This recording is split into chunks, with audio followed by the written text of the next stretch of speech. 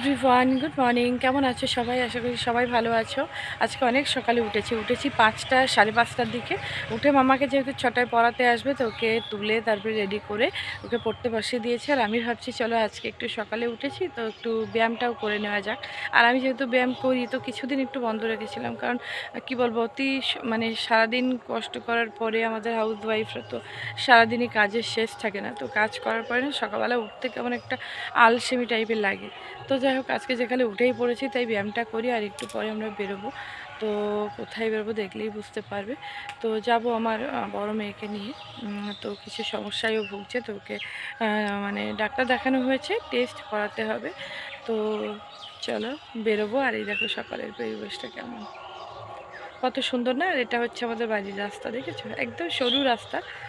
এই যে দেখো, আজ দুই সাইডে ফুল গাছ, কিন্তু ফুল গাছগুলো কেমন একটা হয়ে গেছে, তো সেই জন্য ফুলটা খুব একটা বেশি ফুটছে না। তো এই দেখো, এই যে ফুল গাছ ফুল ফুটে আছে, দেখতে পাচ্ছ? খুব বেশি ফুল ফোটে না, যেটুকু ফোটে আমাদের পুজো দেওয়ার জন্য হয়ে যায়।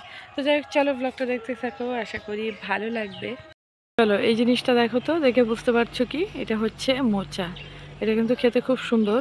আর এই যে দেখো, গাছটাকে দড়ি দিয়ে বেঁধে দিয়েছে, তার কারণ গাছটা মানে এতটাই হেলে এসছে এদিকে, তো পড়ে যাওয়ার ভয়তে মানে আমি বেঁধে রেখে দিয়েছি। আর এটা হচ্ছে দানা কলার মোচা। এটা কিন্তু খেতে বেশ ভালো লাগে। আর আমাদের বাড়িতে প্রচুর রকমের মোচা হয়, যেমন পাকা কলা, কাঁচা কলা বা দানা কলা, কিন্তু সব থেকে খেতে বেশি ভালো লাগে দানা কলার মোচা।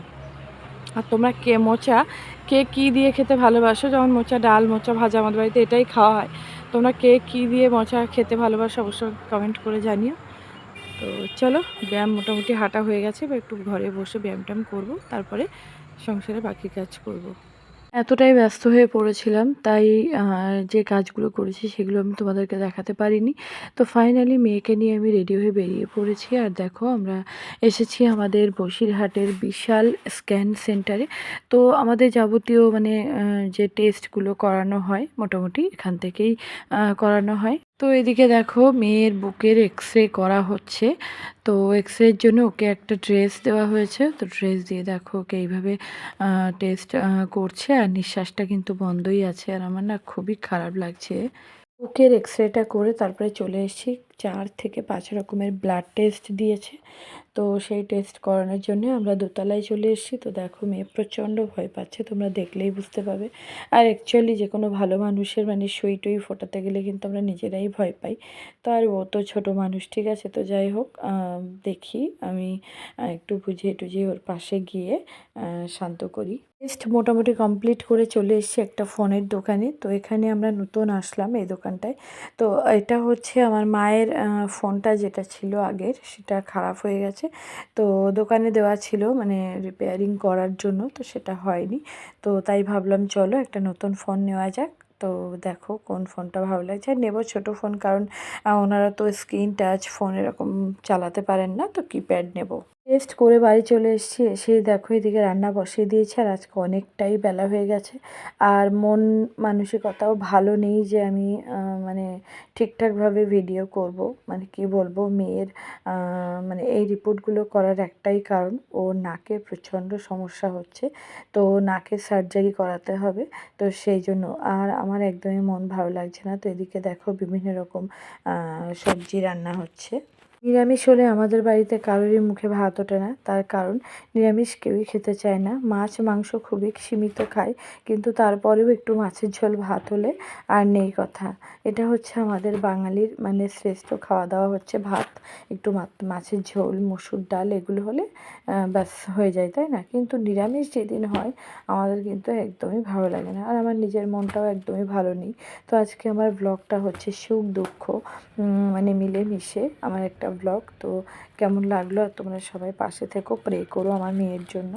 তো রান্নাবান্না মোটামুটি কমপ্লিট করে নিয়েছি। আর ওদিকে মেয়ের ওটি আছে, সেই জন্য আর কি কিছুটা আদাও ছিল। তো ভাবলাম চলো, এরপরে হয়তো সময় পাবো না, তাই আদাগুলোকে বেশ ভালো করে খোসা ছাড়িয়ে তারপরে মিক্সার করে এই দেখো একদম কৌটো করে রেখে দিচ্ছি।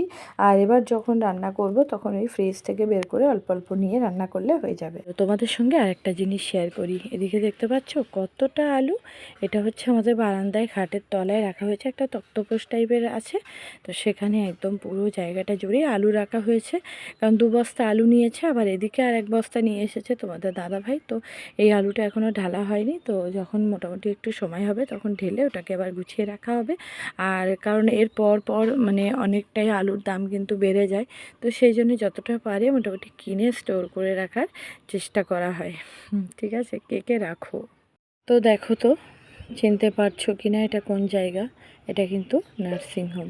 তো চলে এসেছি মেয়েকে নিয়ে, টেস্ট করিয়েছিলাম, সব কিছু মোটামুটি দেখিয়েছি যতটুকু পেরেছি, কারণ মন মানসিকতা একদমই ভালো ছিল না যে আলাদা আলাদা করে ব্লগ দেবো, তাই ভাবলাম চলো সবটা মিলিয়ে একটা ব্লগে দিই। ভীষণ কষ্ট পেত এই নাকের জন্য, কারণ নাকে এত পরিমাণে হাড় বাড়তি ছিল।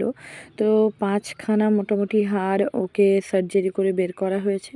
তো যাই হোক, মোটামুটি তোমাদের সবার আশীর্বাদে একটু ভালো আছে এখন। আর ওই যে নাকটা বন্ধ থাকলে যেমন হয়। তো দেখা হচ্ছে নেক্সট একটি ব্লগে। টাটা।